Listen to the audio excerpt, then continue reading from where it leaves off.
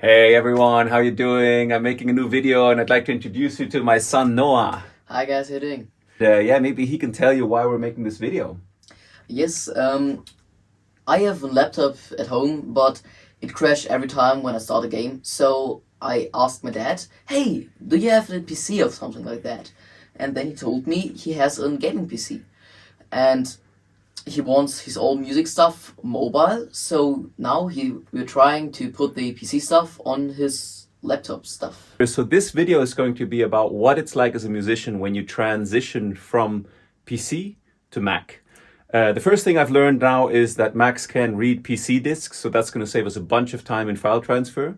And the other thing I've learned is that, these really fancy, nice new Macs need a massive and pretty expensive dock if they're going to connect with a whole studio like this, because they only have 3 Thunderbolt ports. I figured even though this is super niche, it may be useful to other musicians that are making the jump from PC to Mac, in case someone else can benefit from that. I know it's super niche, but if you're in the process, if you're watching this video, I think you're going to be really happy to find this information.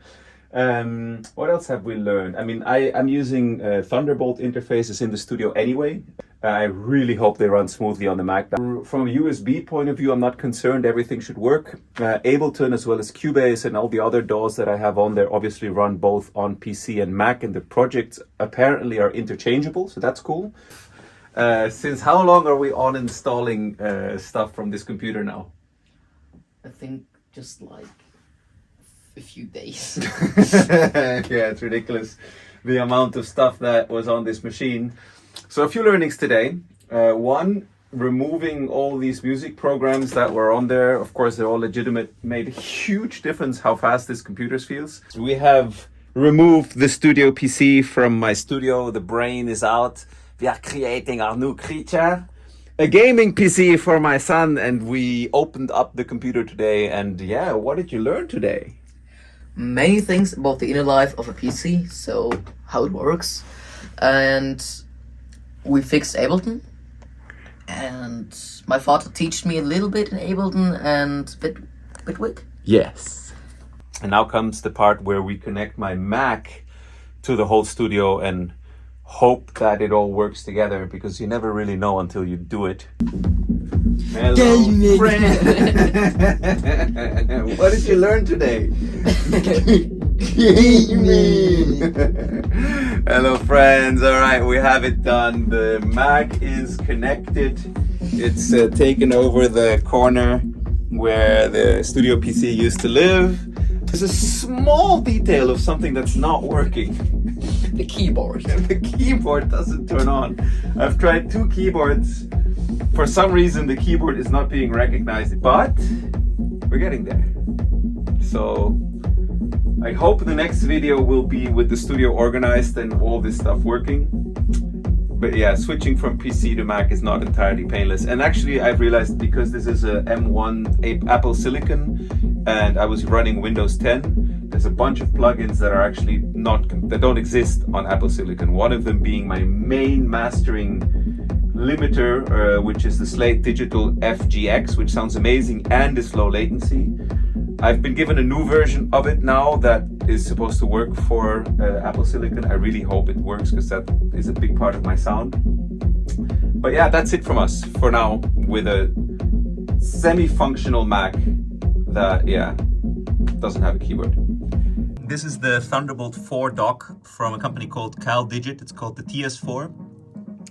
Made a lot of learnings about using that in a studio. As you can see, I have my template. Actually, this is my live set, which is kind of a bigger version of the Rapid Flow template. It has a few more channels. I've never shown you this before. Let me show you. So what we got is a second controller here with some hi-hat and percussion loops.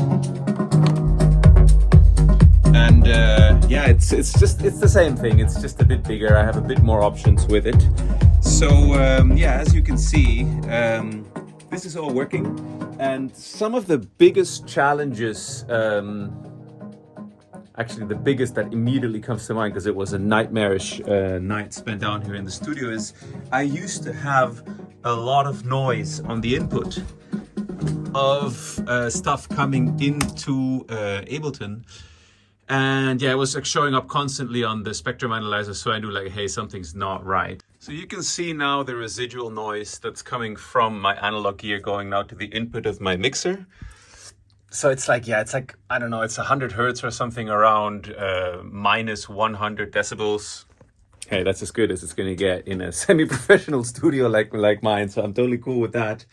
But yeah, there used to be a big bunch of digital noise here on the spectrum analyzer. So there was like a whole bunch of stuff going on here. And what I realized is that that was happening because I had one of the audio interfaces connected directly to the MacBook and the other two connected via the hub.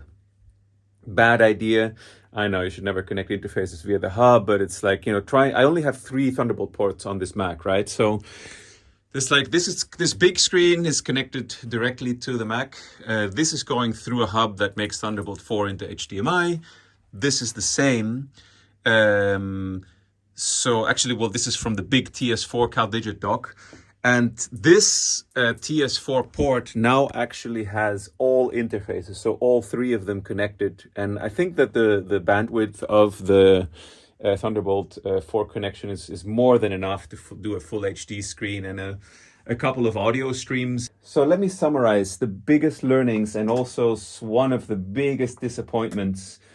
Slate, if you're out there, if you're hearing this, let's start with that because that's top of mind for me right now. Let me show you this. This is my mastering limiter that unfortunately will never be ported to M1 with the new version, which definitely, you know, it looks great. It looks very advanced and modern and spiffy. It doesn't sound anywhere near as good as the old version and as loud. I mean, maybe I'm...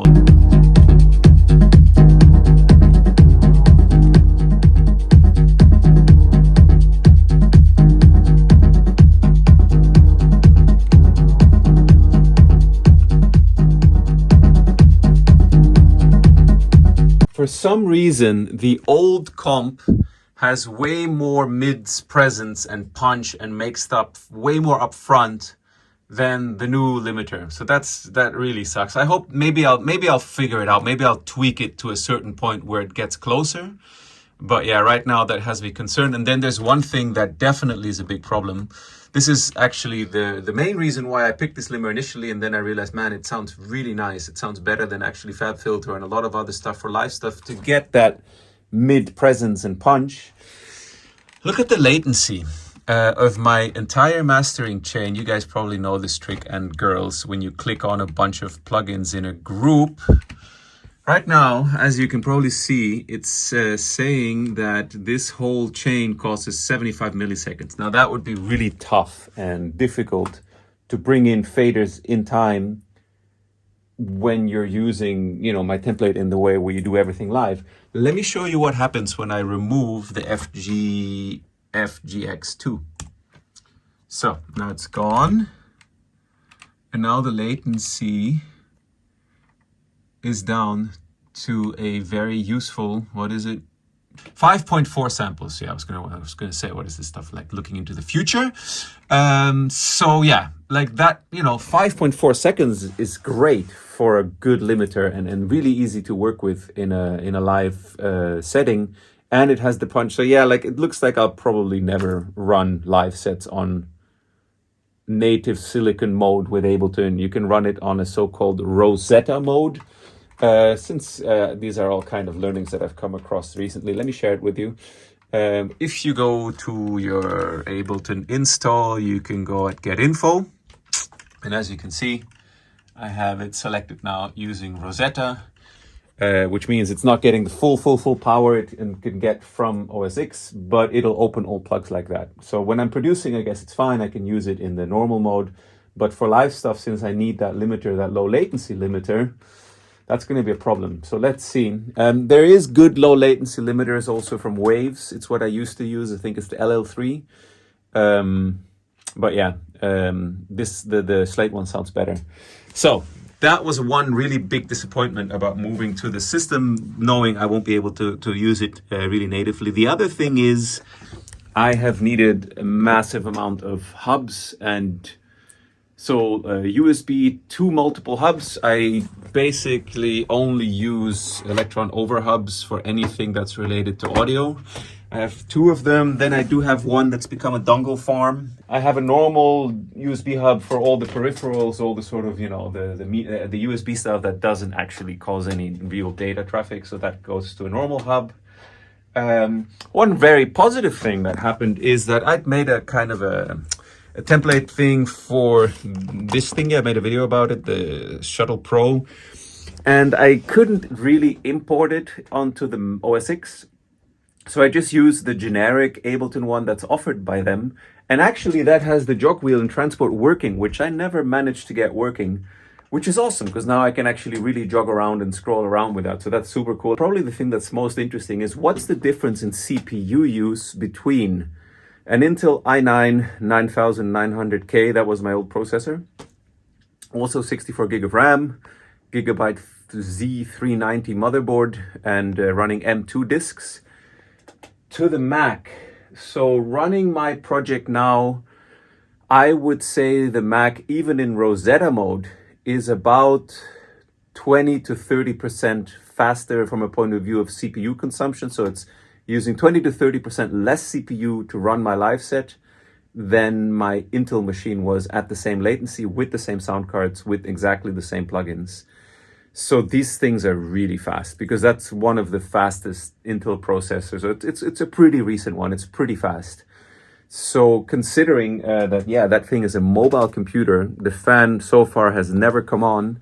That's really, really awesome.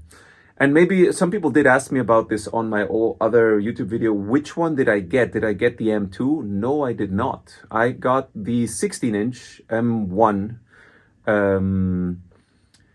Max, because the Max ones allow you to connect up to 4 external displays natively without having to use any weird software that causes latency and all kinds of issues. So I've decided to just use that. So the Max systems, give you the necessary video outputs. 64 gigs of RAM because I know I'm going to be running all kinds of video stuff and display analyzers at the same time as Ableton and whatnot when I'm making videos. So I know I needed RAM. This thing has 4 terabytes of SSD, or it's actually like NVMe, super fast storage, which I think is amazing. And the reason why I could afford all that is because the M1 Max are being sold out super cheaply compared to what they were costing 3-4 months ago. So for me, that just felt like that made so much more sense. Like the price of this thing was substantially less than getting the same system in M2. And I've seen the performance difference on some Logic projects between M1 and M2 Max, and it was like, I don't know, it was like 15%, 10%. There is some advantages in the GPUs for heavy video stuff, but I'm primarily a musician, so I was like, no, cool, I'll live with that, and I'm super happy. The Caldigit dock was expensive, even used. That was like $400. There's cheaper options, but this is the one where everyone says it just works, everything just connects, and I don't, there I preferred not to go budget and just really buy the best, latest Thunderbolt 4 dock to make sure that I don't have stress with like all of a sudden half my synthesizers or keyboards missing or the display's missing. I mean, that like takes you totally out of the flow. And also because I thought potentially also some audio interfaces will be connected to that, which now I've learned don't need to be or shouldn't be. But yeah, I went for that. I splashed out. I got some cheap USB-C to USB hubs to connect to other things, so I have more USB ports directly on the computer for like video feeds from webcams and the cams that I use for when I'm recording videos. Yeah, and I think that is the most important learnings. So I think the biggest one for me from all of this is, I guess the biggest question is it worth it from moving from PC to Mac? Yes. The whole experience of working on a Mac feels really just, and not to sound elitist, it just kind of feels more elegant, more clean. Everything's a little bit snappier. Huge difference is opening a big complex project on a Mac. The project opens and within a second it's ready to edit. On a PC, the gap between it's open and now you can edit is like 10 seconds.